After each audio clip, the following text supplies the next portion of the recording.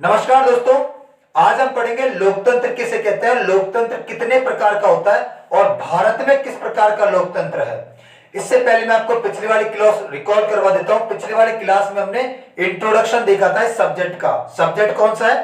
Polity of India, Bharat की राज्य व्यवस्था। हमने उसमें देखा था कि संविधान किसे कहते हैं, हमें संविधान लिखने की जरूरत क्यों पड़ी, राज्य किसे कहेंगे या देश किसे कहेंगे। हमने तीन तीन डेफिनेशन से इसको समझने की कोशिश की थी। कौटिल्य की डेफिनेशन, निकोलो मैकियावेली की और सामान्य डेफिनेशन। आज हम समझेंगे कि लोकतंत्र किसे कहते हैं। लोकतंत्र को समझने से पहले एक चीज समझो, समाजवादी विचारधारा है, कम्युनिस्ट पार्टी की विचारधारा जो चाइना में है। देखो बिल्कुल अलग सिस्टम है। कम्युनिस्ट पार्टी की विचारधारा या समाजवादी विचारधारा का मतलब होता है सिंगल पार्टी सिस्टम। पूरे देश में एक ही पार्टी रहेगी, कोई दूसरी पार्टी पनप ही नहीं सकती। अगर पनपेगी तो उसको कुचल दिया जाएगा, आगे बढ़ने ही नहीं दिया जाएगा। तो समाजवादी विचारधारा जो रशिया में है, चाइना में है, उसका मतलब है ऐसी व्यवस्था जिसमें कुछ गिने चुने लोग एक पार्टी का निर्माण करें और वही पार्टी पूरे के पूरे देश को चलाए। कोई भी रूल रेगुलेशन बना के जबरदस्ती नागरिकों पर थोपा ही जाएगा, उसको माना ही जाएगा। अभी आपको पता है कि चाइना का सबसे पैसे वाला आदमी जैक मा, उसको भी चाइना में गिरफ्तार कर लिया गया था।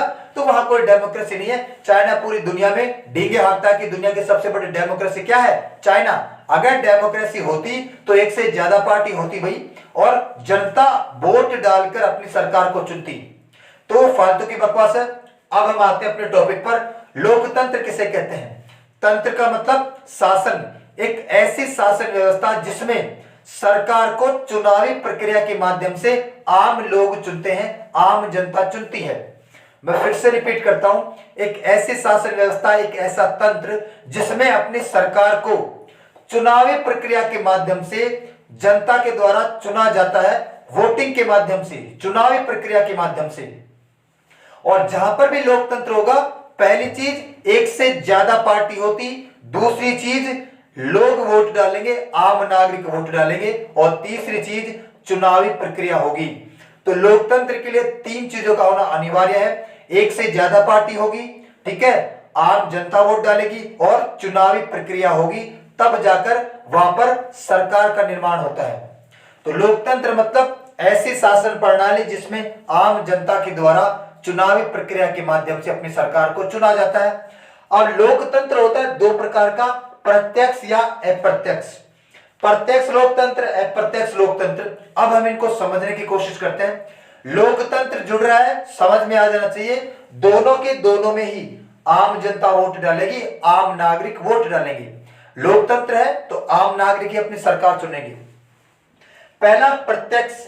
प्रत्यक्ष लोकतंत्र मतलब जनता प्रत्यक्ष रूप से अपनी सरकार को चुनेगी, साथ ही ये जनता प्रत्यक्ष रूप से अपनी सरकार को तो चुनेगी, प्लस इसके आगे जो भी शासन प्रणाली होगी, जो भी आगे वोटिंग की जाएगी, उसमें आम जनता पूरी की पूरी वोट डालती है।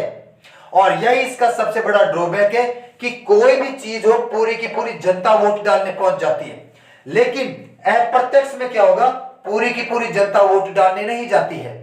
जनता का यह मानना कि हमारी पॉपुलेशन बहुत ज्यादा है, हम रोज की रोज वोट डाल ही नहीं सकते भाई। एक दिन सरपंची का चुनाव करवाने के लिए छुट्टी लेनी पड़ जाती है हम लोगों को, और 1500 रुपए खाते में भी डाले जाते हैं, और जिसके खाते में 1500 रुपए डाले मतलब उसी को वोट देना है, पौवा भी दिखाया जाता है, ठीक है। तो एक दिन सरपंची का चुनाव करवाने के लिए पूरा का पूरा दिन खराब हो जाता है। 5 साल में विधानसभा लोकसभा के चुनाव करवाने के लिए 3 से 4 महीने लग जाते हैं।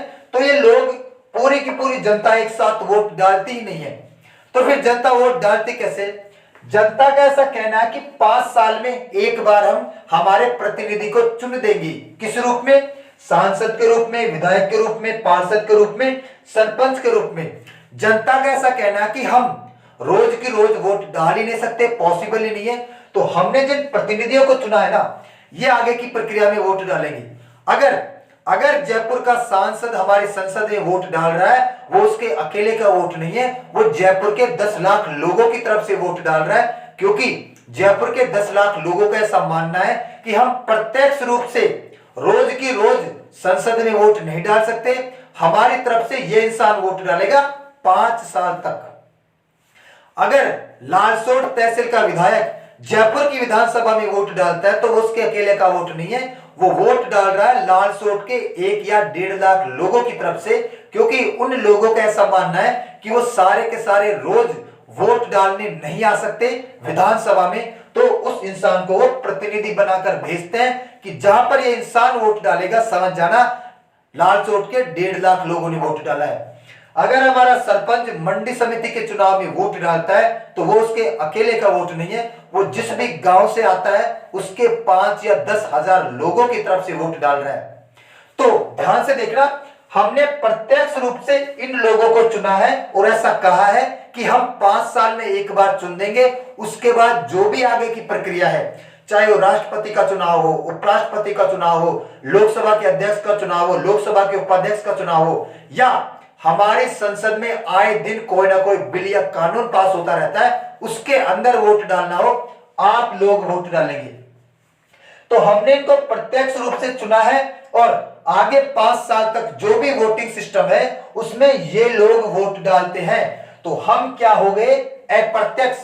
चला हम ही रहे हमारे देश को, वोट हमने ही डाला है, सरकार हमने ही चुनी है, चला पीछे से हम ही रहे, लेकिन हम दिखाई नहीं दे रहे हैं। हम केवल एक दिन दिखाई देते हैं जिस दिन हम वोट डालने जाते हैं। हम एक दिन इन लोगों को चुन देते हैं और इनको ऐसा कहते हैं कि हम पूरे के पूरे लोग 138 करोड़ लोग संसद में जाकर या विधानसभा में जाकर वोट डाल ही नहीं सकते। तो हमारी तरफ से 5 साल तक कोई भी नियम या कानून पास होगा, आप लोग वोट डालेंगे, आगे की जो भी वोटिंग होगी आप लोग वोट डालेंगे। तो ये यहां पर वोट डालने जाते हैं, तो हम क्या हो गए, अप्रत्यक्ष। हम देश चला तो रहे हैं लेकिन अप्रत्यक्ष रूप से, डायरेक्ट हम रोज की रोज वोट नहीं डालते हैं। और ज्यादातर देश इसे ही फॉलो करते हैं, क्योंकि आपको समझ में आ गया होगा कि रोज की रोज वोटिंग नहीं की जा सकती है। अब इधर आ जाओ, इस शासन प्रणाली में जो अपने आप को प्रत्यक्ष कहते हैं, डायरेक्ट कहते हैं, अपने सरकार को तो प्रत्यक्ष रूप से चुनते ही हैं, साथ ही कोई भी लॉ पास हो, कोई भी कानून पास होगा इनकी संसद में, राष्ट्रपति का चुनाव हो, उपराष्ट्रपति का चुनाव हो, आगे 5 साल तक जो भी चुनाव होंगे ना, उन सब में आम जनता वोट डालती है। यह इसका सबसे बड़ा ड्रॉबैक है और इसीलिए इसका सबसे एग्जाम्पल पूरी दुनिया में एक ही है, स्विट्जरलैंड। और स्विट्जरलैंड में क्यों पॉसिबल है, देखो अब तक आपको समझ में आ जाना चाहिए, प्रत्यक्ष लोकतंत्र वहां होगा जहां पर जनसंख्या कम होगी, पॉपुलेशन कम होगी, और अप्रत्यक्ष वहां पर होगा जहां पर पॉपुलेशन या जनसंख्या ज्यादा होगी।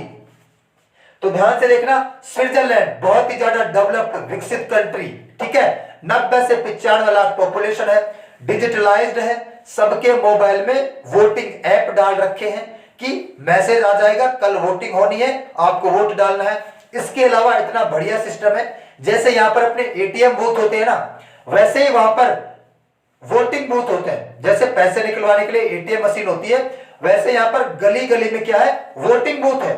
इंसान अपना जॉब करने जा रहा है, सुबह सुबह जाएगा और अंगूठा दबा के चला जाएगा। तो ये स्विट्जरलैंड में इसीलिए पॉसिबल है क्योंकि 90 से 95 लाख पॉपुलेशन है, और आप सभी को पता है पूरी की पूरी पॉपुलेशन कभी वोट भी नहीं डालती है। 50%, 60% कम पॉपुलेशन है, विकसित कंट्री है, डिजिटलाइज्ड जमाना है, सबके मोबाइल में डिजिटल ऐप दे रखे हैं, वोटिंग मशीन लगा रखी है कोने कोने पे। तो यहां ये पॉसिबल है स्विट्जरलैंड में, और इसीलिए एकमात्र दुनिया का ऐसा देश जहां पे प्रत्यक्ष लोकतंत्र पाया जाता है वो है स्विट्जरलैंड। तो प्रत्यक्ष लोकतंत्र का मतलब क्या हो जाएगा भाई, ऐसा लोकतंत्र जहां पर पूरी की पूरी जनता हर एक कानूनी प्रक्रिया में भाग लेती है, पूरी की पूरी जनता हर एक कानूनी प्रक्रिया में भाग लेती है। और अप्रत्यक्ष किसे कहेंगे, हम लोग 5 साल में अपना प्रतिनिधि चुन देते हैं और वो फिर आगे की प्रक्रिया में भाग लेते रहते हैं, क्योंकि पूरी की पूरी जनता का पहुंच पाना पॉसिबल ही नहीं है।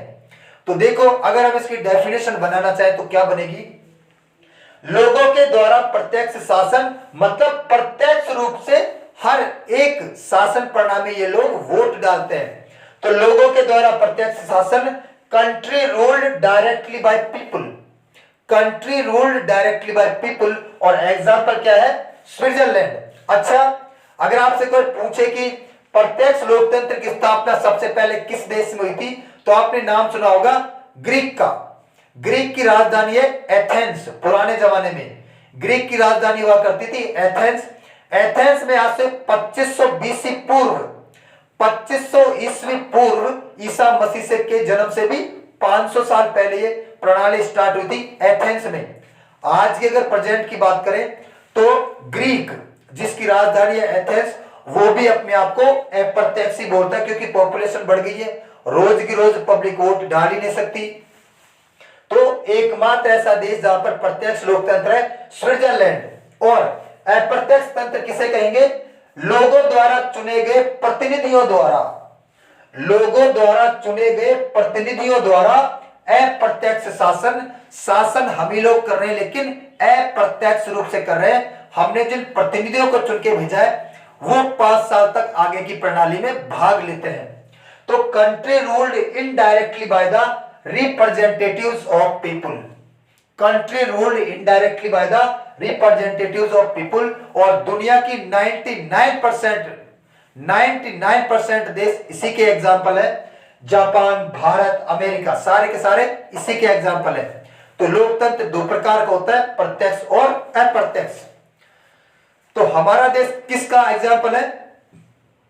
हमारा देश है अप्रत्यक्ष का एग्जाम्पल, क्योंकि हम केवल एक दिन वोट डालते हैं, बाकी 5 साल ये लोग पूरी की पूरी शासन प्रणाली में वोट डालते हैं। संसद में विधायक, विधानसभाओं में पार्षद और सरपंच, मंडी समिति के चुनाव में, ठीक है।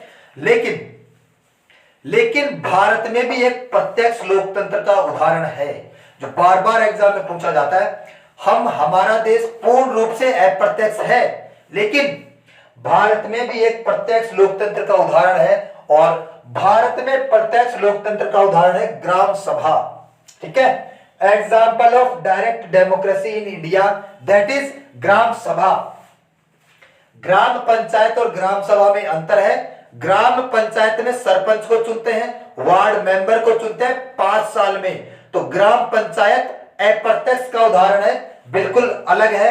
ग्राम पंचायत इसी शासन प्रणाली में आ जाएगी। ग्राम पंचायत में 5 साल में सरपंच को चुनते हैं, वार्ड मेंबर्स को चुनते हैं और वो आगे की प्रणाली में भाग लेते हैं। हमारा नंबर 5 साल में आता है। तो ग्राम पंचायत इसका सबसे छोटा रूप है जो हमारे गांव का विकास कराती है। लेकिन ग्राम सभा, पहले आपको पता है हमारे देश में फैसले करने का काम ग्राम पंचायत ही करती थी, और ग्राम पंचायत प्रत्यक्ष लोकतंत्र का उदाहरण है। मैं आपको 2 एग्जाम्पल के माध्यम से समझाता हूं। एग्जाम्पल पहला, मान लेते हैं कि छगन नाम का आदमी है। अब इसने अपने ट्रैक्टर से गाय को उड़ा दिया है। अब आपको पता है कि छगन ने गाय को उड़ाया है, तो गांव में तो सभा लगने वाली है। और गांव में सभा लगेगी, आपको सभी को पता है, ठाकुर जी के मंदिर के आगे लगेगी, चौराहे पे लगेगी या किसी पेड़ के नीचे लगेगी। अगर छगन ने गाय को ट्रैक्टर से उड़ाया है तो फैसला करेगी ग्राम सभा। ग्राम सभा लगने वाली है। अब ग्राम सभा में पंच पटेल बैठेंगे, ये 5 पटेल आ गए और पूरे के पूरे गांव वाले यहां पर हाजिर होने वाले हैं। आधे तो मजे लेने पहुंच जाते हैं कि देखते हो होता क्या है, ठीक है, ऐसा ही होता है। तो सारे के सारे गांव वाले सभा में मौजूद है। अब यहां पर आधे लोग तो बोलेंगे, ठीक है, तो यहां पर पंच क्या बोलेंगे कि बताओ भाई छगन की गलती है या नहीं। तो यहां पर पंच पटेल के सामने सारी की सारी जनता मौजूद है और पंच पटेल क्या मांग रहे हैं? इनका मत मांग रहे हैं, इनका वोट मांग रहे हैं कि बताओ भाई छगन की गलती है या नहीं। पंच पटेल यहां मौजूद है, सारे के सारे गांव वाले यहां मौजूद है। यहां पर पंच पटेल बोल रहे हैं कि बताओ भाई छगन को क्या सजा दे। तो ये प्रत्यक्ष रूप से एक दूसरे के सामने खड़े हैं। भले यहां पर वोटिंग मशीन नहीं है, लेकिन इनका वोट तो मांगा जा रहा है, इनका मत तो मांगा जा रहा है, इनकी राय तो मांगी जा रही है। तो पंच पटेल इस जनता की राय मांग रहे हैं, वोट मांग रहे हैं। क्या बोलेंगे कि बताओ भाई छगन को क्या सजा दे। अब आधे गांव वाले बोलेंगे कि या तो छगन को ऐसा कहो कि नई गाय ला के दे, या छगन को मंदिर में नहीं चढ़ने दिया जाएगा, या छगन पर जुर्माना लगाया जाएगा, या छगन को गंगा जी नहाने के लिए बोलो। ऐसे ही हमारे यहाँ पर फैसले सुनाए जाते हैं अपने गांव में, ठीक है। इसमें से आधे लोग ऐसा बोलेंगे कि या तो छगन गंगा जी नहा के आए, या इसको मंदिर में ना चढ़ने दिया जाए, या इसके ऊपर जुर्माना लगाओ, ठीक है, ऐसी सजा होती है। और आधे लोग ये भी तो बोलेंगे कि नहीं भाई छगन की गलती नहीं है, छगन तो धीरे धीरे ट्रैक्टर चला रहा था, अचानक गाय आ गई थी इसलिए गाय उड़ गई। ठीक है, तो दोनों मत है, जिसका पलड़ा भारी रहेगा वो सजा सुना दी जाएगी। ऐसा ही होता है ग्राम सभा में। तो ये पंच पटेल क्या मांग रहे हैं, इन गांव वालों का वोट मांग रहे हैं, मत मांग रहे हैं, राय मांग रहे हैं। भले एटीएम मशीन नहीं है, प्रत्यक्ष रूप से, इसलिए हमारी ग्राम सभा किसका एग्जाम्पल है, प्रत्यक्ष लोकतंत्र का उदाहरण है। दूसरा एग्जाम्पल, राम और कालू दो भाई हैं, दोनों के दोनों तरफ क्या पड़ते हैं, खेत है भाई इनके। राम और कालू के दोनों तरफ क्या है, खेत है। एक तरफ रामू का है और एक तरफ कालू का है। अब गांव में बनने वाली सड़क, अब सड़क बनने वाली है तो रामू और कालू आगे कि मेरे खेत की तरफ ज्यादा सड़क फैला रहे हैं, ठीक है, मेरे खेत से ज्यादा जमीन ले रहे हैं, या कालू बोलेगा मेरे खेत से ज्यादा जमीन ले रहे हैं। फिर से ये किस में आ जाएगा, ग्राम सभा में। राम और कालू दोनों भाई आगे रोड का मामला लेके कि मेरे खेत से ज्यादा जमीन जा रही है, मेरे खेत से ज्यादा जमीन जा रही है। फिर से फैसला करेगी ग्राम सभा, पूरी की पूरी ग्राम सभा इकट्ठा होने वाली है, सारे के सारे गांव वाले आने वाले हैं। फिर से पंच पटेल बोलेंगे कि बताओ भाई किसकी गलती है। फिर से इन लोगों से क्या मांगा जा रहा है, इनकी राय मांगी जा रही है, इनका मत मांगा जा रहा है, इनका वोट मांगा जा रहा है। प्रत्यक्ष रूप से एक दूसरे के सामने हाजिर है। इसमें से आधे बोलेंगे कि भाई कालू की गलती है, इसमें ऐसे बोलेंगे रामू की गलती है, ऐसा ही बोलेंगे। जिसका पलड़ा भारी होगा उसको सजा दे दी जाएगी या उसको फैसला मानना पड़ेगा, ऐसा ही होता है। तो हमारी ग्राम सभा किसका एग्जाम्पल है, प्रत्यक्ष लोकतंत्र का। हमारा सारा का सारा देश प्रत्यक्ष है, लेकिन हमारी ग्राम सभा प्रत्यक्ष लोकतंत्र का उदाहरण है। और यह भी आपको क्लियर होना चाहिए, ग्राम पंचायत अलग कॉन्सेप्ट है, ग्राम सभा अलग कॉन्सेप्ट है। ग्राम पंचायत हमारी सरकार का सबसे छोटा अंग है जिसको हम 5 साल में चुनते हैं, लेकिन ग्राम सभा के कोई चुनाव नहीं होते, किसी को भी पंच पटेल बना देते हैं। इसीलिए ग्राम सभा का फैसला मान्य नहीं होता है। ग्राम सभा का फैसला कानूनी तौर पर मान्य नहीं होता है। क्यों नहीं होता है, सरकार का ऐसा मानना है कि भाई तुम्हें किसने अथॉरिटी दी है, तुम्हें किसने अधिकार दिया है फैसला सुनाने कि किसको मंदिर में चढ़ना है, किसको मंदिर में नहीं चढ़ना है, किसको जात बार करना है, किसको गंगा जी नहाना है। आप कोई सरकारी संगठन थोड़ी हो, सरकारी ऑर्गेनाइजेशन थोड़ी है, तो आप फैसला करोगे। तो ग्राम सभा को फैसला करने का अधिकार है, लेकिन इनका फैसला मान्य नहीं है। और आपने देखा होगा कि आए दिन पंच पटेलों की शिकायत होती रहती है कि साहब मंदिर में नहीं चढ़ने देते, किसी को भी जात बार कर दिया तो इनको पुलिस पकड़ के भी ले जाती है, क्योंकि ये कोई सरकारी संगठन नहीं है, ये कोई सरकार का हिस्सा नहीं है, इनको फैसला करने का अधिकार नहीं दिया गया है, ये तो अपनी मर्जी से फैसला करते रहते हैं। हाँ, पहले हमारे देश में सारा का सारा फैसला यही लोग करते थे, लेकिन अब ये धीरे धीरे घटते जा रहे हैं।